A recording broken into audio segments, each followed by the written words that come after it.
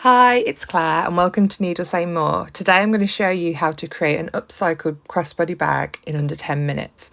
So here I am putting my pattern pieces on a skirt that just doesn't fit or suit me anymore, but I love the leopard print design. So you need to cut out the top panel for the zip. The tab, you need to use that 4 times, so cut on the double layer. Remember to use that piece twice. And then you've got the 2 side pieces, and then I couldn't fit out the bottom panel, so luckily I had a scrap of black fabric left over from a previous project. Then there's the optional internal pocket you can add, which is great for your phone. The first thing you're going to do is sew the zip in, right side facing. Remember to zip the zip up halfway down so that you don't get any bulks, and you're going to repeat this step on the opposite side. When the zip's in and it's running smoothly up and down, you're then going to add the lining to the back of the zip. So I'm just using kind of a plain grey lining for the inside of this bag. Need to repeat this on the other side so the whole of the zip is lined.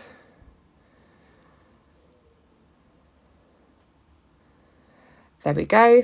And then you're going to top stitch around the zip to hold it in place so that the fabric doesn't come into the zipper teeth. So that will create the top panel for the top of our bag. And then just remember, if you've got any gaps either side of the zip, just to stitch those together so you haven't got any holes on your bag. And you're going to need to do this for the outer fabric and the lining fabric.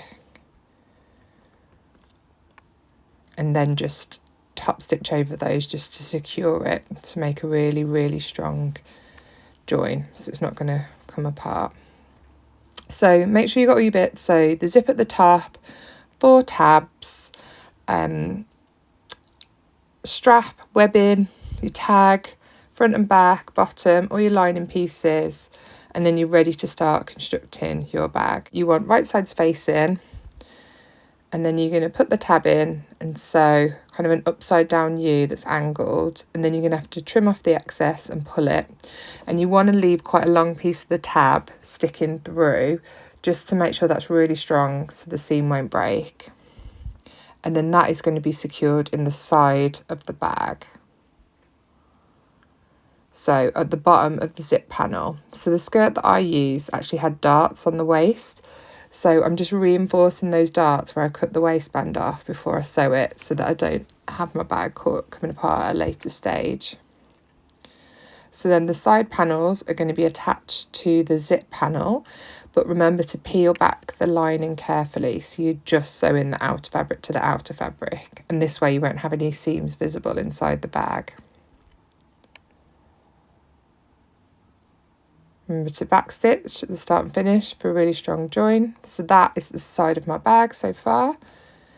Repeat on the other side. So you've got your zipper panel, and then in the mid, and then either side of this, you've got the 2 semicircles. Before you start pinning on the bottom panel of the bag, it's really important, I don't know if you noticed there, to unzip the zipper just so that you can get back in to turn it through after we've added in the lining. Otherwise it's really difficult to get to the other side.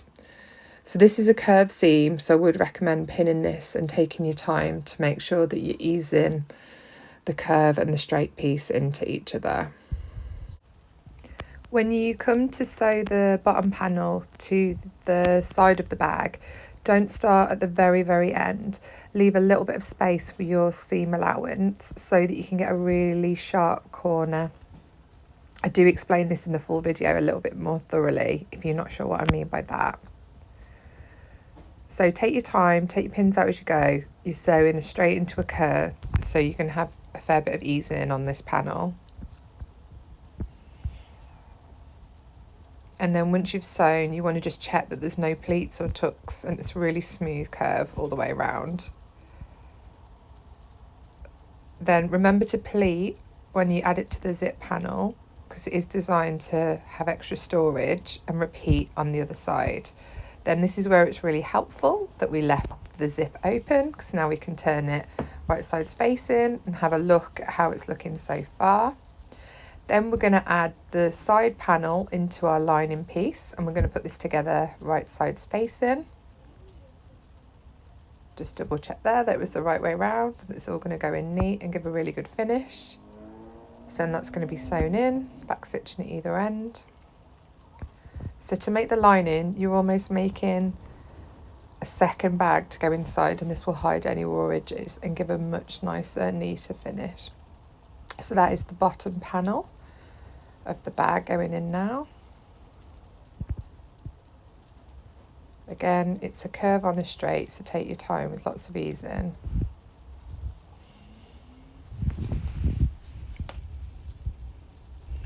And on this panel, the lining is pleated on the side, on the bottom when it joins the zip panel again, so it does give you that extra storage inside, which is really useful.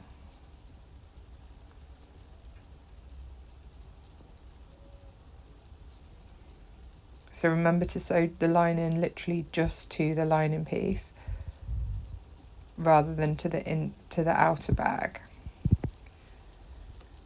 So I love these slow fashion labels, handmade, good vibes. So I'm just sewing one in to my bag here and use a bit of washi tape to hold it in position. Then fold the side panel in half, fold the pocket in half, so that I know it's going to be positioned correctly, and this is going to be perfect for putting phone and little bits in my bag so they don't get lost in the bottom. So I'm going to do twin liner stitching here to hold that in place, back stitching at either end to give a really strong join. That's ready to go into the lining of the bag now, so I'm going to add it to the zip panel and to the side panel, but I need to remember to leave a gap so that I can turn my bag through. I can't sew the whole of it together, otherwise I won't be able to turn it through in a little while. So you need to leave a gap of about 15 centimetres so you're able to turn it through.